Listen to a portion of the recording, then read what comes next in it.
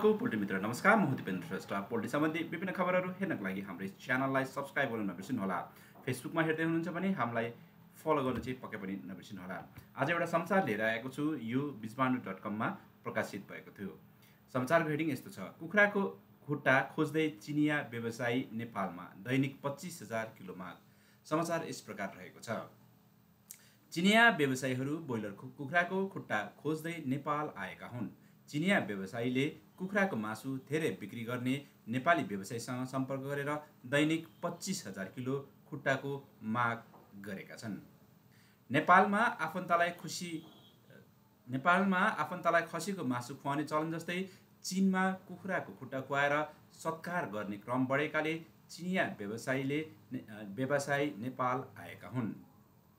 उनीहरूले चीनमा कुखुराको मासुभन्दा खुट्टाको माग बढिरहेकोले आन्तरिक उत्पादनले नपुगेर नेपालबाट लान चाहेको बताएका छन्।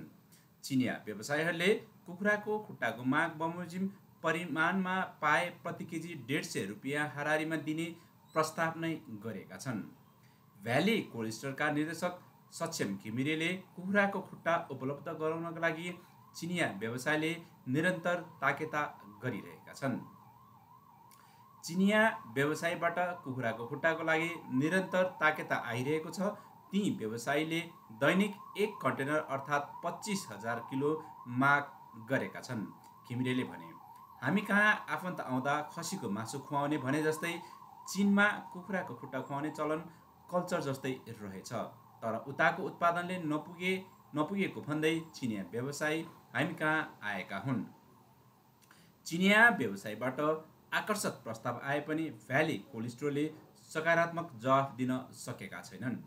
25,000 किलो हामी महिना दिनमा आपूर्ति गर्न सक्दैनौँ। त्यसैले राम्रो मूल्यको प्रस्ताव आउँदा पनि चिनिया व्यवसायलाई हुन्छ भन्न सकिएको छैन, घिमिरेले भने। भ्याली कोल्ड स्टोरले कुखुराको खुट्टा दैनिक 600 किलोसम्म बिक्री गर्ने गरेको छ। घिमिरेका अनुसार प्रति किलो 70 रुपियाँदेखि 80 रुपियाँका दरले बेच्ने गरेको छ। यो चिनिया व्यवसायीले प्रस्ताव गरेको भन्दा आधा हो। कतिपय व्यवसायीहरूले त प्रति किलो 50देखि 60 रुपियाँका दरले बेच्ने गरेका छन्। खुट्टाको मूल्य ठाउँ र पसलअनुसार फरक रहेको छ। चिनिया व्यवसायीले प्रस्ताव गरेको रकम त निकै आकर्षक हो नि, तर हामी उनीहरूले प्रस्ताव गरेको परिमाणमा कुनै हालतमा दिन सक्दैनौँ, घिमिरेले भने। चिनिया व्यवसायीले भ्याली कोल्ड स्टोरका अलावा अरू व्यवसायीहरूसँग पनि सम्पर्क गरेका छन्। राष्ट्रिय कुखुरा बिक्री व्यवसाय सङ्घका अध्यक्ष जङ्गाबहादुर विशीले पनि खुट्टा उपलब्ध गराउनका लागि आफूकहाँ प्रस्ताव आएको जानकारी दिए।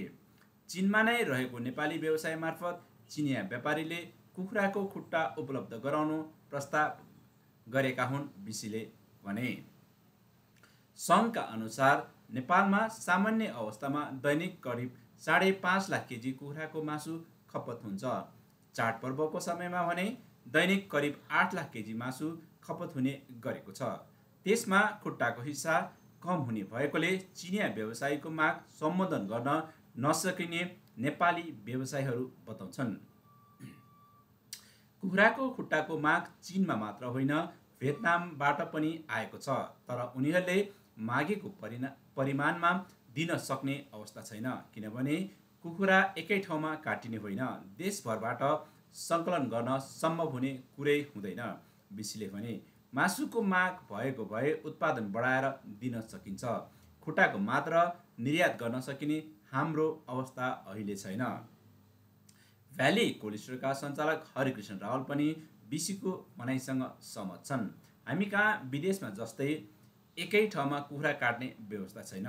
एकै ठाउँमा काट्ने हो भने चिनिया व्यवसायीको माग सम्बोधन गरेर राम्रो आर्जन गर्न सकिन्थ्यो, तर मासुन पसलै पछि खुट्टा खोज्दै हिँड्न सकिँदैन।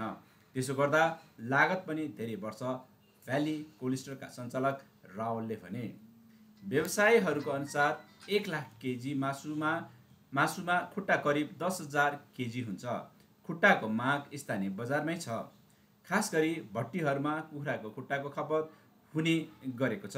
अर्का पोल्ट्री व्यवसायी देव गिरीले भने।